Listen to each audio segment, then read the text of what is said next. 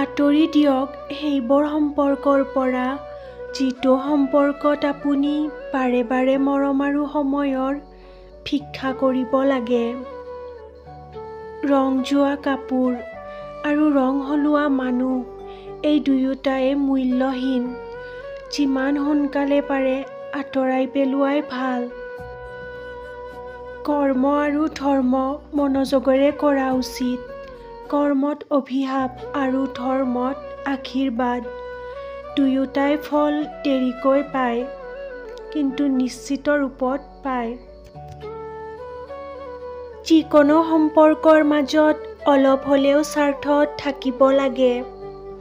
স্বাৰ্থ নাথাকিলে মানুহে সম্পৰ্কবোৰ ধৰি ৰাখিবলৈ বহুত বিৰক্ত পায়। যিসকলে সঁচা মনৰ পৰা ভাল পায় তেওঁলোকে কেতিয়াও পাৰফেক্ট মানুহ নিবিচাৰে, বিশ্বাসযোগ্য মানুহ বিচাৰে। বেলেগক দিয়া কষ্টবোৰ এদিন যেতিয়া নিজে নিজে অনুভৱ কৰিবা তেতিয়া বুজি পাবা সময়বোৰ কিমান বিৰক্তকৰ।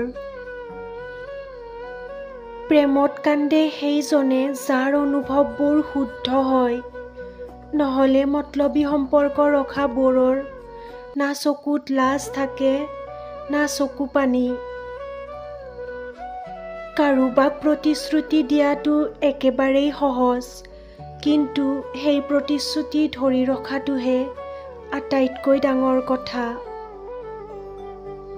মানুহবোৰক আগতে চিনি পোৱা হ'লে জীৱনটো আৰু সুন্দৰ হ'লহেঁতেন।